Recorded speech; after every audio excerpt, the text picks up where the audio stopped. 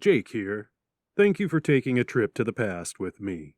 The original podcast version of The Americans will be released weekly, but if you don't want to wait, then go to jakebible.substack.com and become a paid subscriber. You'll receive access to all of The Americans as well as early release novels, audiobooks, and other exclusive extras. That's jakebible.substack.com. Now enjoy the original podcast production of The Americans. Cheers. Warning. This podcast reading is for mature audiences only. You will not be warned again. Welcome to the podcast reading of Jake Bible's The Americans, Book 2 in the Dead Mech Apex Trilogy. The Americans is a sidequel to Dead Mech, meaning it takes place simultaneously with Book 1. You can listen to this novel first or start with Dead Mech. Go to jakebible.com for more information on this podcast, Dead Mech, and other fiction by Jake Bible. Enjoy.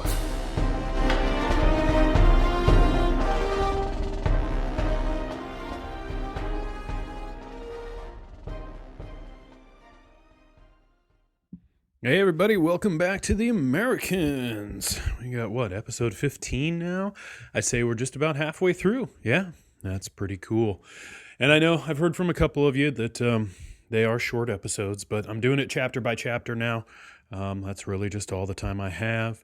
They're just a hell of a lot easier to edit that way. And hey, I'm not in the podcasting business. I'm in the writing business. And I just podcast because I'm a great guy. Filled with love in my heart for all of you listeners out there. All right, I'm going to wipe the tears away. Hold on, excuse me. All right, I'm better. Okay. Nah, you guys are great. Seriously. I have to say, May, download-wise, was honestly one of my best months ever. People are checking out The Americans and digging this. Seriously. So if you're listening to this and you're digging it, and I don't know who you are, give a shout out. Come on. I'm on Twitter, @JakeBible. I have a Facebook fan page. It's fun. Come on, interact. Say hi. I'll say hi back. I will, honestly. You'll probably eventually wish I don't say hi back. But hey, whatever can of worms you want to open, that's up to you. All right, I think I'm going to finish up rambling here. Don't forget, we got 31 Days of Halloween, a lovely ebook with Halloween drabbles. It's outstanding stuff because I wrote it, and everything I write is just great. There's Bethany and the Zombie Jesus, which is an outstanding collection of short stories, of my short stories, anchored by the wonderful novelette, Bethany and the Zombie Jesus. I think zombie fans out there, you're going to dig this, so go get that. And then Dead Mech, of course, is on ebook too. Hey, that shit's awesome. And you should read it. If you haven't listened to the podcast in a while, then buy the book. Read the book.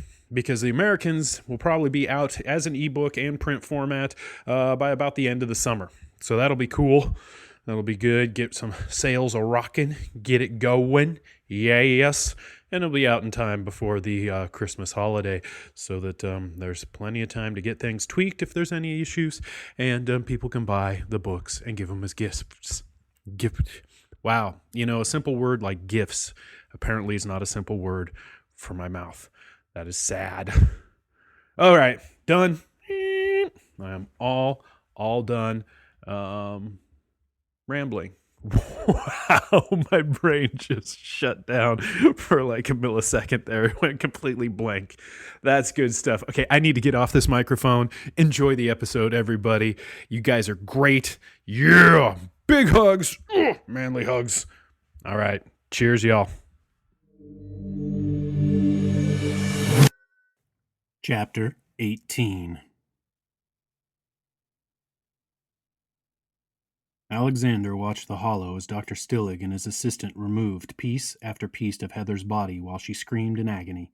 He couldn't help but feel a bit of pride at the fact that no matter what they did to her, she never begged for mercy or asked them to stop. Mr. Brown Eyes in turn watched Alex's face, trying to gauge whether or not the torture of his ex-wife was having any effect. He quickly came to a conclusion. Turn it off. She just keeps growing the parts back. It's not like they can really have any effect on her. The hollow disappeared, and the prince was forced to focus back on the three men, his sister, and Zverev. So, what now? Alexander asked, leaning back in his chair. You start in on Mel? He smiled. Don't you get it? I don't give a shit about anyone but myself. And even that is stretching it. Should I begin to cut Mr. Geltz, Your Highness? Zverev asked. Maybe seeing it in person will motivate the prince. Don't bother, Alexander responded. Listen, this could go on forever. How about we strike a deal? No deals, the Empress snapped. Your deals are fraught with pitfalls and loopholes. I know you too well, Alexander. But I think you'll like this deal, the prince said, his smile widening. Plus, I don't think it's entirely your say anymore, is it? Alexander turned to the three men. How about you boys? You up for a little bargaining? We will listen, but make no promises, Mr. Continental replied. Go ahead. I will give you the design to the BTT and you let us all go, Alexander said. No way to build loopholes into that deal. You'll give us the design right now, Mr. Plain asked with great suspicion. First, how do we know the design you give us will work? Second, why would you do that now when we can just kill you once we have the design? Third, what can you possibly gain by giving us the plans willfully? What's the change of heart? No change of heart. I'm just bored. Well, that rings true, Natalia laughed. God forbid Alexander get bored. It works like this. You jack me into whatever you want, and I'll mentally upload the design. You can study the design to see if it is what you are looking for. Once you know I haven't screwed you, you let me and everyone else go. The catch? Mr. Brown Eyes asked. No catch, except you can't fly the thing without the right pilot, Alexander said. Then the cowboy stays, Natalia barked. That's not really an option since he's already escaped. No, what I mean is that once I am away, I'll send you the code that will unlock the design for the console interface. You don't really need the code, since I'm sure you can have a tech figure it out in a few weeks, but I know you are all on a deadline here, and assuring our safety is the only way you get the code right away. Alexander stood up, and Zverev moved forward. Don't worry, Zvev. I'm not doing anything, just need to pee. I'll let you think about it while I'm relieving myself. The Empress nodded, and Zverev tapped at his comm, calling an escort into the conference room.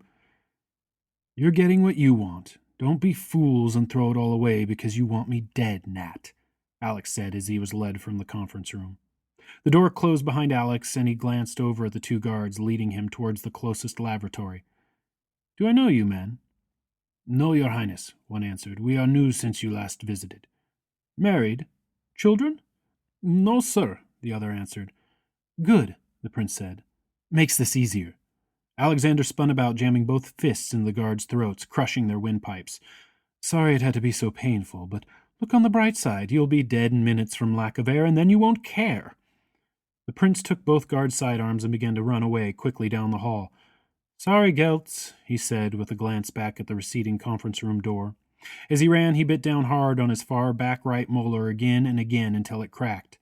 You better be fucking listening, Styles. There he is, Styles smiled. Who? Where? Billy asked, looking out at the windshield of the aircraft. I don't see shit. Al, he just activated his emergency locator, Styles said as the BTT banked hard and accelerated. He must have found a way out, now he's calling for a ride. What about the others, Heather and the girls? Fuck if I know, Styles replied. We'll find out when we get there. The Empress began to pace. Where are they? He must have had to go more than pee, Zverev answered, but his tone belied that even he didn't believe that. I will send a man to check. He's long gone, Geltz said, and all eyes turned on him. Like I said, I really don't know why any of you thought he'd give a shit about me. He does care for the women, though, Mr. Plain said. He'll try to rescue them. Find him! I want his head on... The Empress stopped as she saw the look on Zverev's face. What is it? What has happened? Zverev listened to the report coming in over his comm and activated the shop's security hollows. Everyone in the room gasped. Can I at least get a quick bullet to the brain? Geltz asked. I mean, come on, you've been dragging this out long enough. Zverev pulled his sidearm and fired, blowing Geltz's brains out the back of his head and splattering the wall behind. Damn it, Zverev! The Empress yelled. That wallpaper is irreplaceable! Zverev wasn't listening as he began to bark orders into his comm and rushed from the room. The Americans. They are like evil little cockroaches, Mr. Continental said. You try to kill them and try to kill them, and there's always one left that spreads its disease. The men and the Empress watched in shock at the image of Beth, with Melissa in tow, brutally cutting down the shop guards. Keep behind me, Beth shouted as she focused on the BC in the shop's walls, pulling it out with a thought, forming it with her mind, and whipping it out in long, sharp filaments towards the oncoming guards. Body parts flew everywhere as the BC lines sliced through limbs, heads, and torsos, splattering the walls with red and making the floor a slick but soon sticky mess. How are you doing that? Melissa yelled, staying close to Beth's back as the BC sliced and diced. I don't know, Beth replied, but it feels good. Melissa grabbed up some of the fallen BC and concentrated on reforming it. Her head began to hurt slightly as she focused on a design she had been thinking of for a while. It took a few moments in which the body count grew, and she had to pay attention to where she was walking lest she stumble on the stray forearm or head, but she finally worked the BC into what she wanted.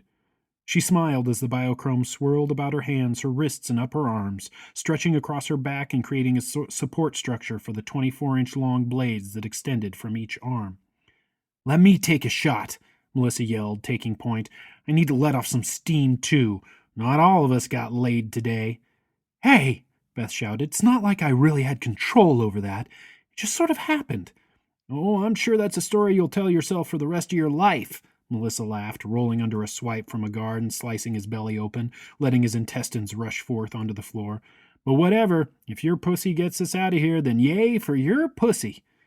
Melissa spun the blades in front of her, blocking the oncoming barrage of bullets that the squad of guards let loose from down the hall. What slugs did get past her, Beth was able to pick off. Start using more of your designs. Don't think, just let the BC flow, Beth shouted as she skewered 5 guards in a row, ripping them in half as the BC was yanked up through their torsos and out the necks. The resulting spray of blood was nearly comical if it hadn't been for the choked-off screams of agony. Look who's all expert and shit, Melissa mocked, trying to concentrate on the fight while letting the ghost in her take over the melding of the BC to her body.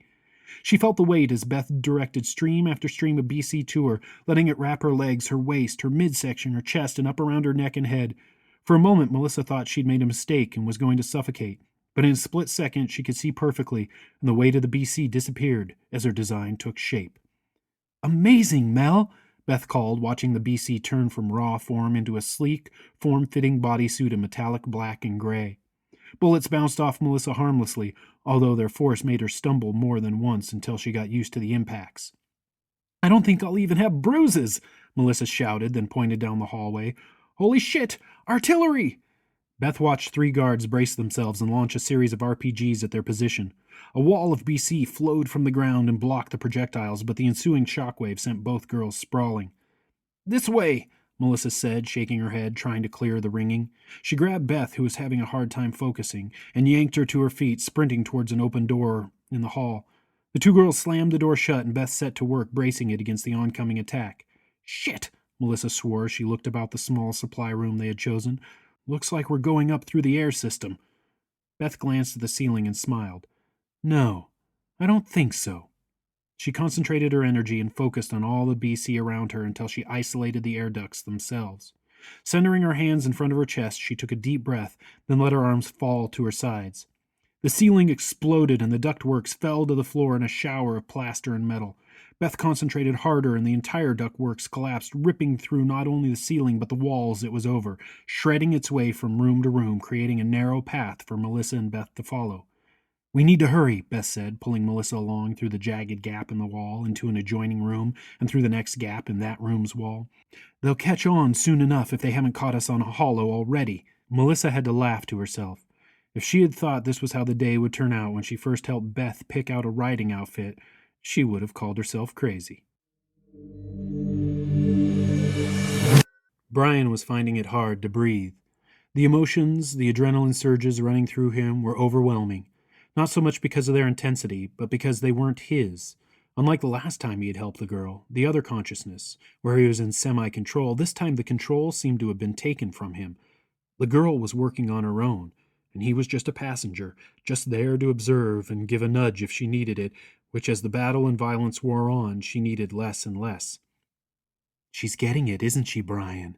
the woman asked. "Yes," Brian answered reluctantly. What does that mean for me?" "You don't need to worry about that. Yet," the woman answered, and Brian swore he heard a note of regret. "Neither of us need to worry right now." Brian focused on the girl's actions, her thoughts and movements. "She's incredible," he said. "I didn't know ghosts could do what she is doing." "They can't, Brian. She isn't a ghost," the woman answered, and Brian heard the distinct sound of a blade being pulled from the sheath. "She is something new. She is the future." The pain was excruciating as the blade sliced into his side, nicking a rib. "Why?" he cried out. "Because it's the only way to keep you focused and not get us lost," the woman said, her breathing growing harsh and ragged as she stabbed him again. "We can't get lost, Brian. Not yet."